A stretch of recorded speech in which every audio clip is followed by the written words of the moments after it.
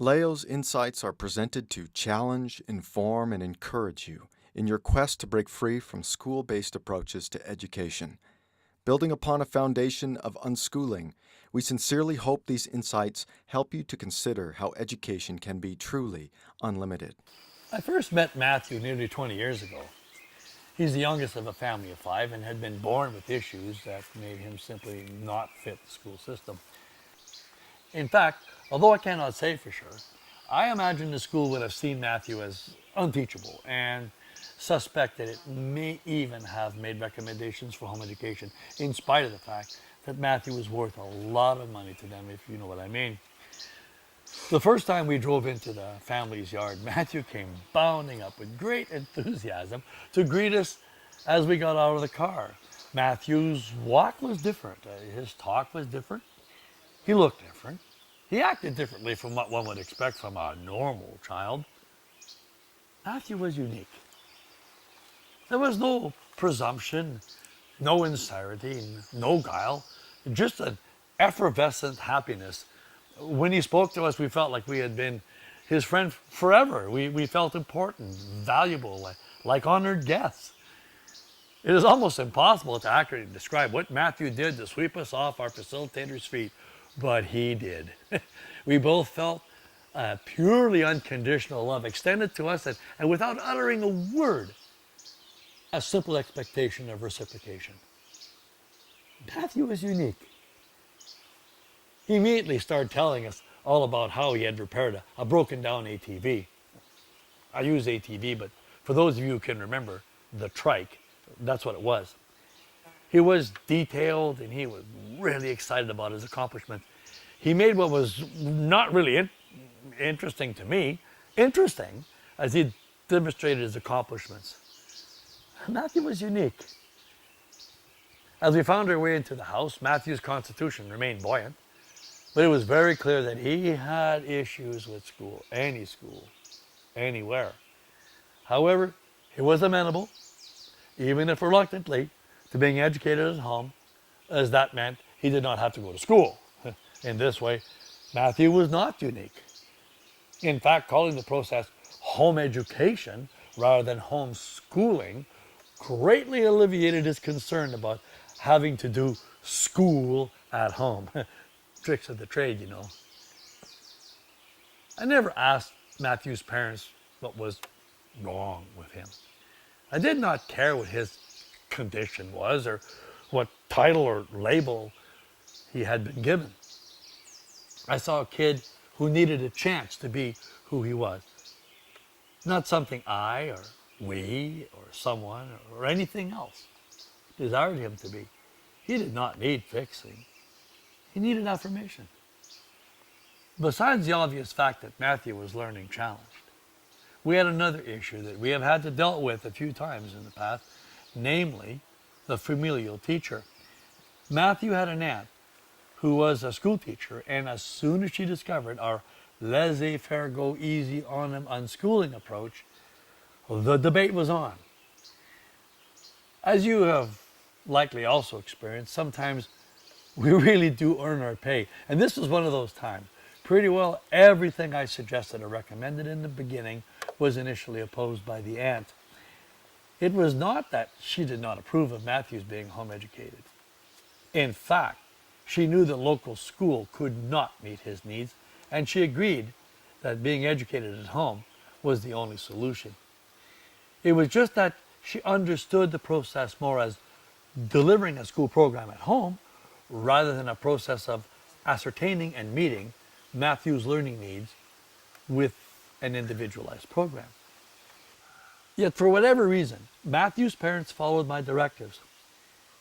I would assume that they were wise enough to know that if school didn't work for Matthew at school, bringing home any version or any part of the same thing would result in the same thing.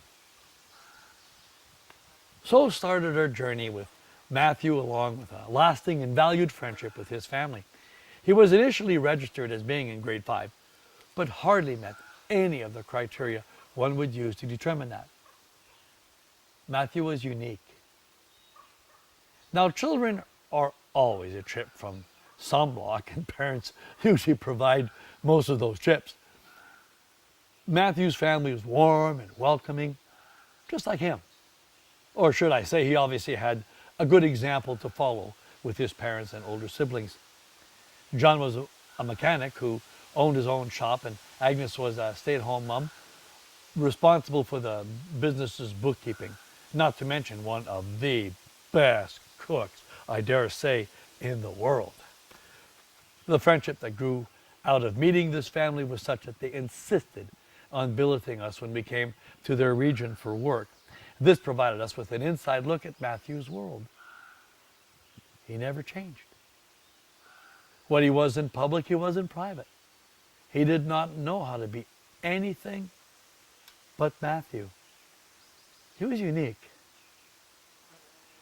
As the years went by, Matthew and his mom plugged away at learning the basics. It wasn't always great going, to be sure. I remember one time privately asking Mom how the year had gone, and she answered with, "Okay, I guess, but Matthew sure had his moments." Later that evening after dinner, I had opportunity to ask Matthew how the school year had gone, and he answered, "Okay, I guess, but Mom sure had her moments." At least we knew they were on the same page. Agnes had an ace in the hole, a trick, a bargaining chip. Once Matthew got his schoolwork done, he could go work with his dad in the automotive shop located in the same yard. Matthew's day would start with the drudgery of doing schoolwork and end with the ecstasy of being in a shop with his dad, brothers, cousins, and friends. Eventually, Matthew made significant progress such that his school teacher aunt relented and stopped hovering over Matthew and his mom and us. But I must tell you that it was not the academics that changed her mind. Matthew was comfortably himself and willingly went through the motions of learning with his mom so he could go work with his dad in the shop. Not being in nor playing school was a godsend for him, and everybody could see it, including his aunt, and she was pleased. Matthew's no-nonsense, pragmatic approach to life instinctively told him that he needed a minimum of basic skills to specialize in his field, and he was right. Algebra, for instance, was not only impossible, but was completely unnecessary. How much did he have to know about politics or geography or the environment to be able to fix things? What had application to his world was easier for him to learn than what didn't. This should only make sense. I'm not saying that Mom failed with Matthew. Progress was made, even if it was not great strides in academics. Mom was very resourceful, and having had experience with 4 older children, was fully capable of getting cooperation from Matthew. But I must admit, knowing what Matthew really liked, mechanics, and using that as a carrot, some would call it blackmail, but she managed to keep him at it as long as she could. One more thing. Mom did what she could to avoid frustrating Matthew or being frustrated with him. I believe that was key to her success. We can all remember when we started most things, and if the end has arrived, we're usually pretty good at remembering that too. Usually the years in between become a blur of time. That's what happened to us and Matthew. We certainly remember our initial meeting with Matthew and his family. It was indeed memorable. Not that the years that followed were not interesting. It's just that they went by so fast. There were lots of laughs and fun when we stayed with Matthew's family. We felt like we were more than guests. We felt like we were part of the family, like aunt and uncle. We always looked forward to going there because Matthew was such a neat kid, and John and Agnes had become very good friends. Alas, time flew by. Matthew grew up, seriously grew up to be a very tall fellow, requiring both my wife and I to need a boost to hug him. Even so, we always wanted to hug him because Matthew was special. Matthew was truly different in that he was never pretentious. He did not play needless games. He was who he was. He was real.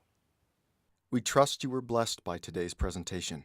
For more helpful information to guide you in your home education journey, please visit educationunlimited.ca and leogaumont.com. Be sure to like us and share us on Facebook.